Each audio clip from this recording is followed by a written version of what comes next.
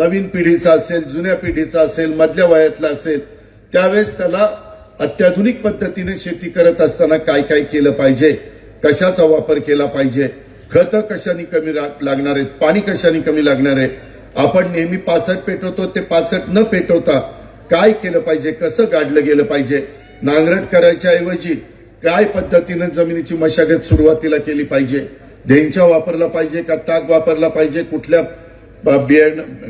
बेणं हे वापरलं पाहिजे. या खूप गोष्टी तुम्हाला तिथं पाहायला मिळाल्या असतील. तिथं ढोबळी मिरची असेल, तिथं लाल मिरची असेल, खायची मिरची, वेगवेगळे टोमॅटो वगैरे खूप काही तिथं आपण ठेवलेलं होतं. आणि तुम्ही सगळ्यांनी पाहिलं असेल मासेमारी पण कशा पद्धतीनं, कुठला मासा आज मार्केटमध्ये मिळत नाही, तो जी आता पैदास आपल्याला कशी वाढवली पाहिजे. कारण मित्रांनो, हे जग कायमचं राहणार आहे.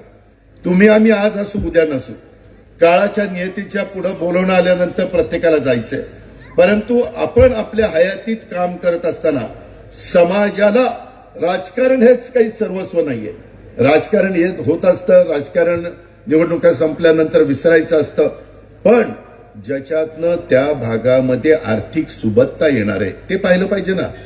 आज हा माझा कधेरीचा परिसर मला आठवत आहे. आज आता आमचे काही सहकारी आपल्यात हयात नाही, मग अकबर मुल्ला असेल किंवा आमचा दत्तूमाळी असेल, ही दोघंही माझ्याबरोबर माझ्या मोटरसायकलवर असायचे. कितीतरी जुन्या लोकांनी पाहिलेलं आहे. आणि या ठिकाणी माळावर आम्ही फिरायचो, सगळ्या काही गोष्टी करायचो. अनेकदा काय काय आपण सगळ्यांनी केलं हे आपण पाहिलेलं आहे. वेगवेगळ्या समाजांनी त्रास दिल्यानंतर कशा पद्धतीनं आपण ती भूमिका घेतली. तो काळ होता, तो काळ गेला. आता ग्रीनरी आली. आता इकडं दत्तामामा भरणे, मी आपलं लाकडी लिंबोडी ह्याचं पाण्याचं कसं आपल्या माझ्या इंदापूर बारामती तालुक्यात येईल ते आणत असताना परवाच मी कॉन्ट्रॅक्टरला बोलून घेतलं होतं की ओ तुला कुठं अडचण आहे का.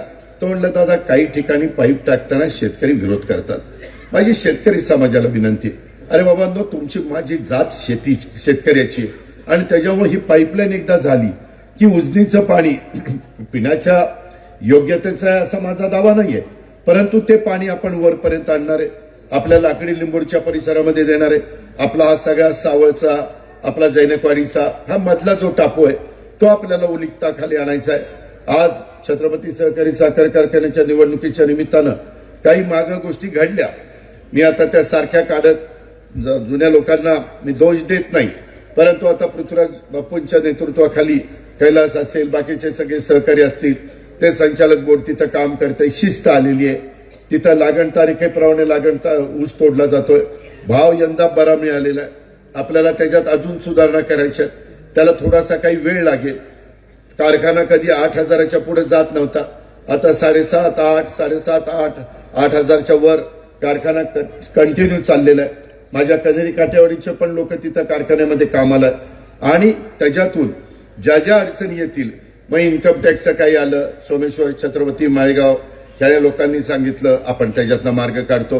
परवाच मी बापूंना फोन केलेला होता. आपलं एक जुनं प्रकरण होतं ते आपण मिळवण्याचा प्रयत्न त्या ठिकाणी करतोय. साखर आयुक्ताची काही कामं असतील, इतर काही कामं असतील, त्याच्यामध्ये एनसीडीसीची काही कामं असतील, त्याच्यातनं कशी मदत करता येईल. आणि त्यावेळेस आपल्या बापदाद्यांनी लावलेलं ते रोपटं, मग स्वर्गीय साहेबरावांना असतील, स्वर्गीय माणिकराव दादा असतील, त्यांच्याबरोबर उंडे असतील, पवार असतील, गावडे असतील, निंबाळकर असतील, यादव असतील, पाटील असतील, असे अनेक मान्यवर त्याच्यामध्ये त्या बोर्डामध्ये सुरुवातीच्या होते. ह्या सगळ्यांनी ते वैभव उभं केलंय. त्याच्यामध्ये आजच मी काही शिक्षण संस्थांच्या वेळेस तिथं शब्द दिलेला आहे. मी सीएसआरच्या बद्दल सकाळी काही लोकांना बोलून घेतलेलं होतं. त्याच्यामध्ये सोमेश्वर शिक्षण संस्थेच्या सीएसआरच्या बद्दल, माझ्या छत्रपती शिक्षण संस्थेच्या सीएसआर बद्दल, माळेगावच्या शिक्षण संस्थेच्या सीएसआर बद्दल. आता माळेगावला आज 5 कोटी रुपये मंजूर केले सीएसआर मधनं. ते आजच मला सकाळी ती बातमी कळली. मी ते कबूल केलेलं आहे. मी बापूंना द्यायचं कबूल केलंय, आमच्या पुरुषोत्तम दादांनाही द्यायचं कबूल केलं, म्हणजे कारखान्यांना. हे माझं काम चाललेलं आहे. तुम्ही त्याच्याबद्दल काळजी करू नका.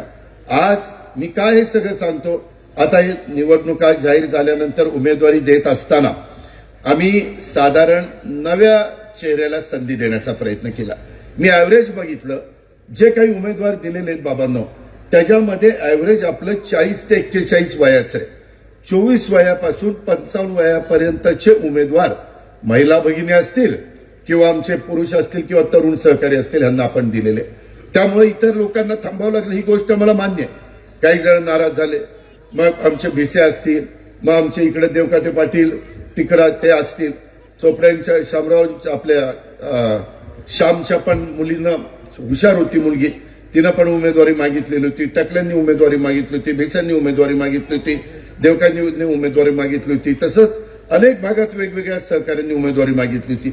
मित्रांनो, मी असलो काय तुम्ही असलं काय, जागा एकच आणि एकंदरीत त्या 18 जागा त्याच्यावर तेवढ्यातच सगळ्यांना आपल्याला सामावून घेता येतं.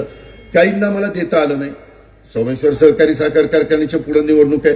परवाच मी पुरुषोत्तम दादाशी बोलत असताना आम्ही चर्चा केली की बाबा आपल्याला काही लोकांना तिथं संधी द्यावी लागणार आहे. मी पुरंदर तालुक्यात पण त्या दिवशी होतो. तिथलंही कार्यक्षेत्र आपल्यामध्ये येतं, खंडाळ्याचं आहे आणि आपलं पाडेगाव, एकच गाव आहे फलटणचं पाडेगाव, असं आहे ते कार्यक्षेत्र आहे. त्याच्यावर तिथं पण भाव चांगला चाललेला आहे. इतर गोष्टी आहेत, वेगवेगळे चढ उतार येत आहेत, वेगवेगळ्या अडचणी येत आहेत. साखरेचे भाव एकदम वाढतात, एकदम कमी होतात, पुन्हा juice to ethanol, BAV to ethanol, CAV to ethanol, अशा काही गोष्टी आहेत. ते चेअरमन संचालक म्हणून आम्हा लोकांना माहिती आहे. इतर पण काही तज्ज्ञ डायरेक्टर आहेत, माजी डायरेक्टर असतील किंवा सभासद असतील, त्यांनाही माहिती आहे. पण मला तुम्हाला सांगायचं, मला व्याप जरी वाढलेला असला तरी माझं बारकाईनं लक्ष हा बारामतीकडे आहे, माझ्या पुणे जिल्ह्याकडे आहे. त्याबद्दल आपण काळजी करू नका. पण त्याच्यात होतं काय, आता कुणीला तरी बरोबर त्या ठिकाणी घ्यावं लागतं.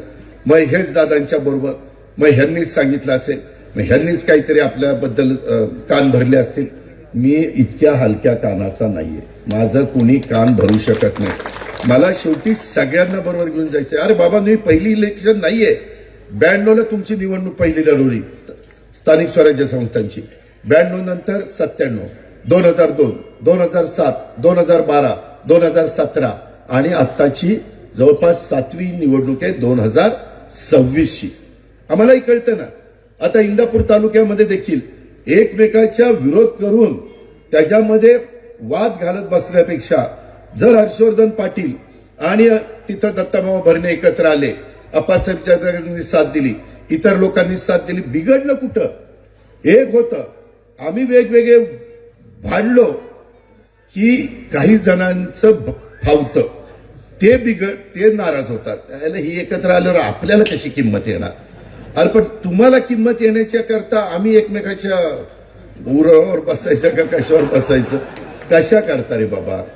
त्यामध्ये आपल्याला जर सगळ्यांचं ध्येय इंदापूरचा सर्वांगीण विकास, बारामतीचा सर्वांगीण विकास, माझ्या पुणे जिल्ह्याचा सर्वांगीण विकास व्हावा हे असेल तर का आता आम्ही त्यांच्या विरोधात कोण आहे तर प्रदीप गारटकर आणि प्रवीण माने, ती आमचे मीच तयार केलेले कार्यकर्ते, ते कुठले आहेत दुसरे?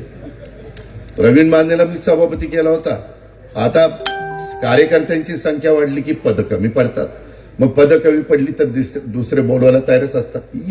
ये मी तुला देतो, ये तुझ्यावर जबाबदारी सगळी, की त्यालाही वाटतं यार माझ्यावर सगळी जबाबदारी. अशा पद्धतीनं ते होतं आणि ते थांबवू शकत नाही.